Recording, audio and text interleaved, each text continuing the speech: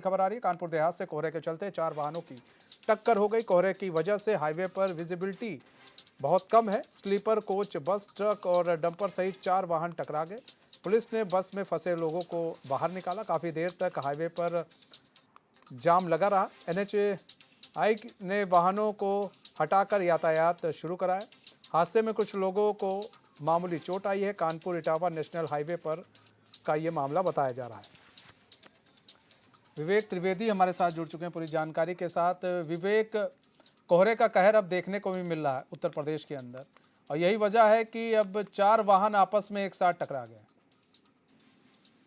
जी मनीष, बिल्कुल बताना चाहेंगे। जो पूरा मामला है ये अकबरपुर कोतवाली क्षेत्र के शहजादपुर के पास स्थित नेशनल हाईवे का है, जहां पर आज कोहरा की धुंध जो है जनपद में इतनी छाई हुई है। देर रात से कोहरा गिर रहा है, जिसके चलते जो विजुअलिटी है वो काफी कम है। वाहन जो आगे चल रहे हैं वो दिखाई नहीं पड़ते, जिसके चलते हादसा हुआ, जिसमें 4 वाहन हैं जो आपस में टकरा गए। एक ट्रक था, एक डंपर था, उसके साथ स्लीपर कोच बस थी। हादसा जिस समय हुआ तो एक जो डंपर आगे जा रहा था, ड्राइवर को कोहरे की वजह से दिखाई देना कम पड़ गया, तो वो डंपर हाईवे के डिवाइडर पर चढ़ गया है। जिसके पीछे एक कंटेनर आ रहा था वो उसमें भिड़ गया। उसके बाद में स्लीपर कोच बस, उसके पीछे से ट्रक ने टक्कर मार दी। हालांकि जो कोहरे के कारण जो वाहन की स्पीड थी वो कम थी, लेकिन जिस समय हादसा हुआ तो उस समय जो बस है, बस का अगला भाग पूरी तरीके से क्षतिग्रस्त हो गया। यात्रियों के शोर शराबे की आवाज सुनकर जो स्थानीय लोग थे वो मौके पहुंचे, पुलिस को सूचना दी गई। हालांकि एक जो बड़ा हादसा था कहीं ना कहीं वो होते होते टल गया, जिसके बाद पुलिस पहुंची और मौके पहुंच करके यात्रियों को बस से निकाला गया। हालांकि कुछ करीब 1 दर्जन जो लोग यात्री थे जिनको मामूली चोटें आई थी, उनको प्राथमिक उपचार भी दिलाया गया है। और उसके कोहरे के चलते कहीं ना कहीं जो जाम की स्थिति थी वो हाईवे बनी रही, कुछ देर जाम लगा रहा।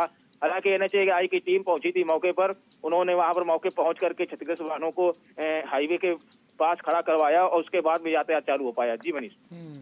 कहते हैं ना कि जाको राके साइयां मार सके ना कोई, यहाँ पर वो तस्वीर भी दिख रही है। ऐसे में सवाल ये है कि कितने लोग घायल हुए हैं। जी, करीब 1 दर्जन लोग जो यात्री हैं वो घायल बताए जा रहे हैं, जिनको अस्पताल एनएचआई की जो एम्बुलेंस और 108 जो एम्बुलेंस मौके पहुंची थी, उस वो मौके पहुंच करके उन एम्बुलेंस के माध्यम से उनको पहुंचाया गया अस्पताल में, जहां पर उनको प्राथमिक उपचार किया गया है।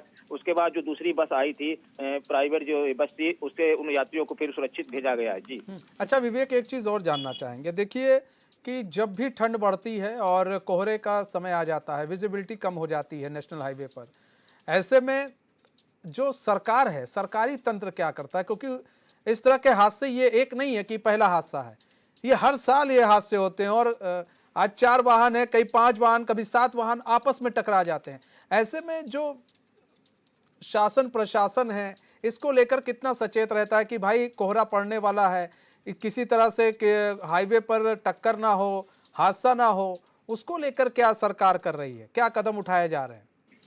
जी, कहीं ना कहीं जब ऐसी स्थिति उत्पन्न होती है, कोहरे की जब चादर ज्यादा हो जाती है, विजिबिलिटी कम हो जाती है, तो ऐसे में जो स्थानीय प्रशासन है वो स्थानीय जो वाहन चालक है उनको जागरूक करने का काम करती है कि ऐसे में जरूरत पड़ने पर ही वाहनों से सफर करें और चले तो बेहद ही धीमी गति, जिससे आपको उचित दूरी पर दिखाई देता रहे, इतने स्पीड में चले। उसके साथ साथ में जो पेट्रोलिंग टीम होती है एनएचआई की, हाईवे की जो टीम है, और साथ में जिला प्रशासन और पुलिस की पेट्रोलिंग टीम बनाई जाती है, जो हाईवे पर अपना पेट्रोलिंग किया करते हैं। और कहीं ना कहीं लोगों को, उन ड्राइवरों को भी जागरूक किया जाता है। लेकिन अभी तक अगर जनपद कानपुर देहात की बात की जाए तो हाईवे पर अभी ऐसी कोई व्यवस्था नहीं की गई है, चाहे नेशनल हाईवे की टीम हो या जनपद की पुलिस की टीम हो, जो लोगों को जागरूक कर सके और उनको जो आए दिन हादसे होते हैं इनसे बचाने का काम कर सके। जी नहीं, ये बहुत ज़रूरी है, इस पर काम करना भी विवेक कहीं ना कहीं ज़रूरी है।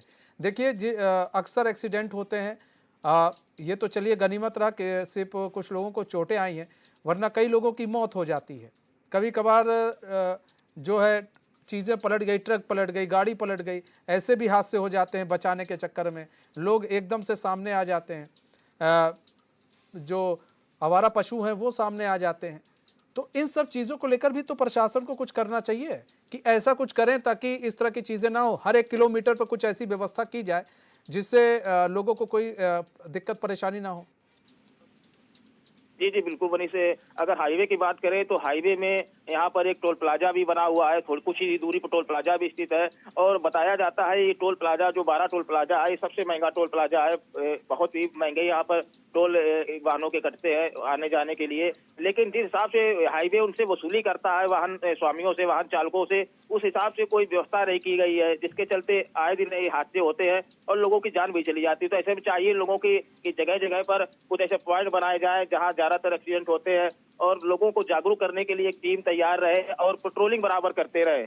अगर कोई वाहन तेज जगह चलता दिखाई पड़ता है तो उसको रोका जाए और उनको बताया जाए कि विजिबिलिटी के अनुसार चले, ज्यादा स्पीड से ना चले। तो ऐसे अगर काम करे अगर हाईवे और जिला प्रशासन मिल करके तो कहीं ना कहीं हादसों में लगाम लगाया जा सकता है और लोगों की जो असमय मौत हो जाती है उनसे उनको भी बचाया जा सकता है। जरूरी है कि अगर मिलजुल कर काम किया जाए, प्रशासन और वहाँ के ग्रामीण एनएचएआई और कई विभाग अगर मिलजुल कर काम करें तो ऐसे हादसे रोके जा सकते हैं। बहुत बहुत धन्यवाद विवेक, हमारे साथ जुड़ने के लिए, तमाम जानकारी साझा करने के लिए।